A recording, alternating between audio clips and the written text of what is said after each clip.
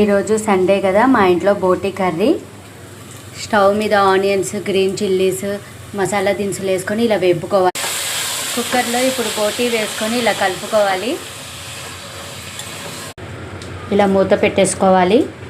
కాయలని ఇలా కట్ చేసుకోవాలి. బోటీలో దోసకాయలు వేస్తే చాలా బాగుంటుందండి. ఒకసారి మూత తీసి ఇలా కలుపుకోవాలి. 2 టమాటాలు కట్ చేసుకొని ఇలా వేసుకోవాలి. దోసకాయలని ఫ్రెష్గా వాటర్లో ఇలా చేసి విత్తులన్నీ ఒకవైపు, కాయలన్నీ ఒకవైపు తీసుకోవాలి.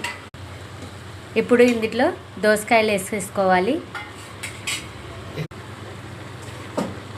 ఉప్పు రుచికి సరిపడా. ఒకసారి మూత తీసి ఇలా అన్నీ కలుపుకోవాలి.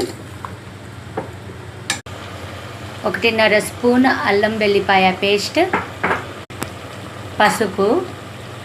ఇలా మూత పెట్టుకొని అల్లం వెల్లిపాయ పేస్ట్ కొంచెం మగ్గే వరకు ఉంచుకోవాలి.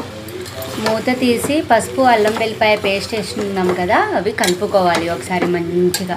చూడండి ఎంత బాగా కుక్ అవుతుందో. కారం,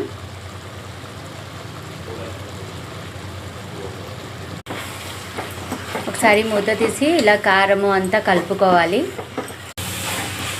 ఇలా ఒకసారి కలుపుకోవాలి. ఇందాక దోసకాయ కడిగిన నీళ్ళు ఉంటాయి కదండి, ఆ వాటరే పోసుకుంటే సూపర్ టేస్ట్ ఉంటుంది.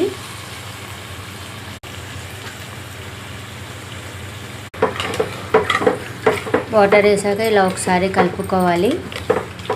ఇందులో కొత్తిమీర, పుదీనా వేస్తే బాగుంటుంది.